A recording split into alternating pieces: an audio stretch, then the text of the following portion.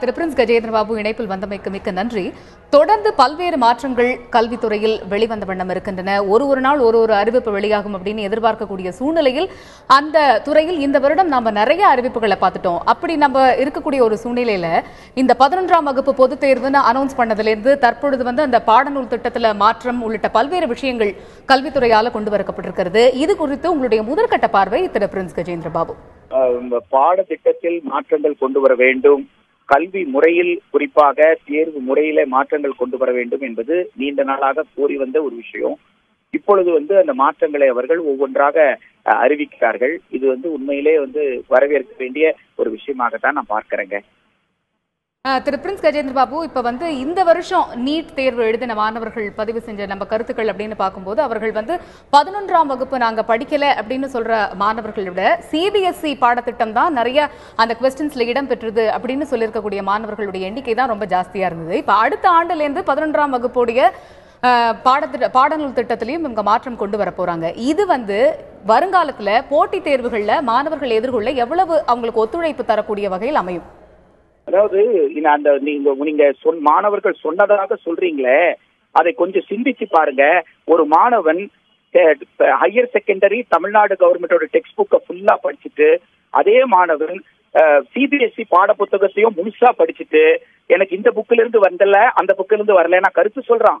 இது ஒரு கருத்தை இப்படி உருவாக்கி வச்சிருக்கிறீங்க. சிபிஎஸ்இல இருந்து தான் கேள்வி கேட்டாங்க, ஸ்டேட் கவர்மெண்ட்ல இருந்து கேள்வி கேட்கல. இதெல்லாம் உருவாக்கப்பட்ட கருத்தை தவிர இது உண்மையா என்பதெல்லாம் ஒரு மிகப்பெரிய கேள்வி. ரெண்டாவது விஷயம், எல்லா மாணவர்களும் நீட் எக்ஸாம் எழுத போறது இல்ல. சோசியாலஜி படிக்கிறவன், எக்கனாமிக்ஸ் படிக்கிறவன், காமர்ஸ் படிக்கிறவன், பிஎஸ்சி பிசிக்ஸ் படிக்க போறவன், பிஎஸ்சி ஜுவாலஜி, பிஎஸ்சி பாட்னி இதெல்லாம் படிக்கவே வேண்டாம்னு சொல்ல வர்றீங்களா? நீட்டுக்காகவே எல்லா மாற்றம் என்பது அர்த்தம் அல்ல. நாம இப்ப மாற்றத்தை கோருவது பாடத்திட்டத்தில் ஒரு குழந்தை ஒரு முழுமையாக ஒரு பாடத்தை படிக்க வேண்டும், அதற்கு தகுந்தா போல மேம்படுத்துங்கன்னு சொல்றோம். சிபிஎஸ்இ 10 வருஷத்துக்கு முன்னாடி சிலபஸ் எழுதி இருக்கிறாங்க. அப்ப சிபிஎஸ்இ காப்பி அடிக்க போறீங்கன்னா 10 வருஷம் பழைய சிலபஸ் கொடுக்க போறீங்கன்னு அர்த்தமா? அப்படி கிடையாது. இன்றைக்கு தேவைக்கு தகுந்தாற் போல ஒவ்வொரு பாடமும் மேம்படுத்தப்படணும்.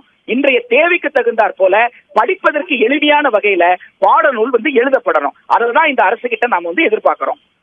கஜேந்திர பாபு, உங்களுடைய கருத்து மிகவும் கருத்தில் கொள்ளப்பட வேண்டிய ஒரு விஷயமாக இருக்கிறது. இன்றைய அறிவிப்பில் பள்ளிக்கல்வித்துறை அமைச்சர் சொன்னது என்னன்னா, அகில இந்திய அளவில் நடத்தப்படக்கூடிய போட்டித் தேர்வுக்கு இணையாக சிபிஎஸ்இக்கு இணையாக அப்படின்னு சொல்லியிருக்காரு.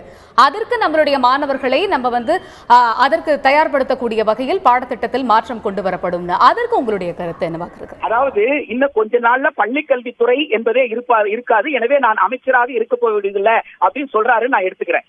எல்லாருமே சிபிஎஸ்இக்கு மாற போறாங்கன்னா தமிழ்நாடு அரசின் கீழ் இருக்கிற பாடத்திட்டத்தில் எந்த பள்ளியுமே இருக்காது. அப்படின்னா ஒரு அமைச்சர் தேவையில்லை, ஒரு துறை தேவையில்லை, ஒரு இயக்கமும் தேவையில்லையே. எனவே நீங்க எல்லாத்தையும் மத்திய அரசுக்கு மாத்த போறீங்க அப்படின்னு சொல்லும் பொழுது இப்படிப்பட்ட மாற்றங்களை பற்றி நீங்க எதுக்கு பேசுறீங்க? இந்த மாநிலத்தின் தேவை என்ன, இந்த மாநிலத்தினுடைய நலன் என்ன என்பதை பற்றி இந்த அரசு கவலைப்படாது என்பதுதான் அந்த பேட்டியினுடைய தொனி என்றால் அதற்கு நான் வருத்தப்படுகிறேன். நாங்க எதிர்பார்க்கிறது இன்றைய சூழலில் இங்க இருக்கக்கூடிய மாணவர்களுக்கு தேவையான ஒரு நல்ல பாடத்திட்டத்தையும் பாடநூலையும் இந்த அரசு உருவாக்கி தரணும்ன்றதுதான் நம்முடைய எதிர்பார்ப்பு. கருத்துக்களை பகிர்ந்து கொண்டமைக்கு மிக்க நன்றி திரு பிரின்ஸ் கஜேந்திர பாபு.